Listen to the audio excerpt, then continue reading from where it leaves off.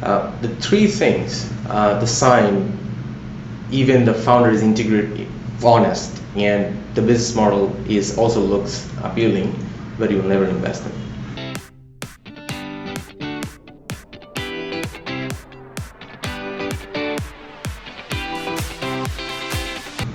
Right, so the first thing that would be a red flag would be the sharing structure.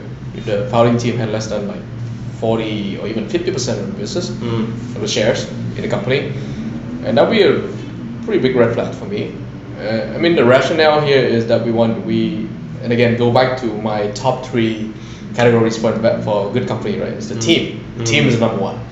So you're investing in a business where the team, like the founding team or the operating team or the executive team, have less than 40 or 50% of the company, then they have less voice to the other people who actually are not running the company. Not in the control, right? So they are not in control of the company direction. And for a VC who want to work with people, that's not a good sign. So when I see a company like that, what I usually would advise them is, and again, this is if I like them enough, right? It's not like, hey, try to increase your stake in the business. Buyback. Buyback, force someone else to sell off, or whatever it takes.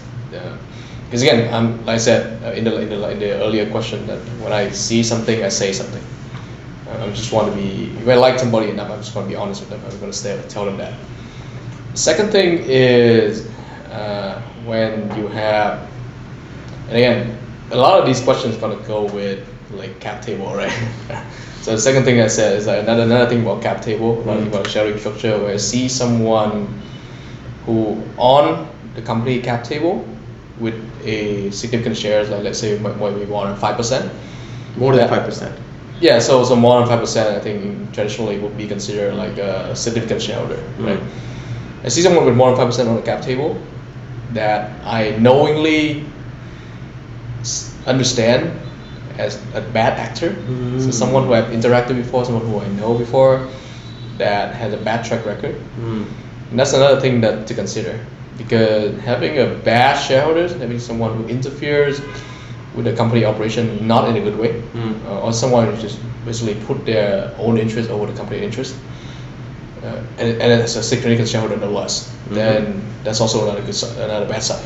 Do you like to elaborate a little bit about bad track record? Is it somebody failed the business or? No, like a fraudster, a scammer, someone who defrauded people before. Integrity problem, yeah. Integrity problem. Yeah, so exactly. the integrity clause in the earlier question that I mentioned, I think has to apply for everybody in the company, executives and significant shareholders alike, right?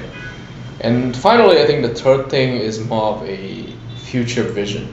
Like again, as venture capitalists, we tend to invest like forward, right? So invest today, we look at 5, 7, 10 years down the road as a forward returns, potential returns.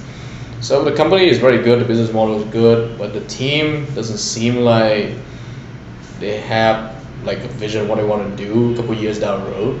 Then for me, that's also a bad sign, because if they have a good business right now, who knows? Like the market conditions change like that, right? Exactly. So overnight, you wake up, COVID changed everything.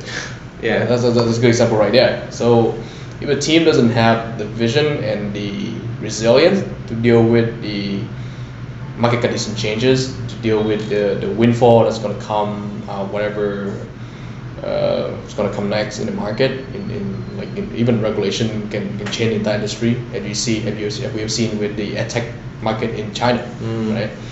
So if the founder if the team doesn't have the capacity to foresee that, to envision those opportunities / challenges, then that's also another red flag and another reason to say no. So that would be my top 3.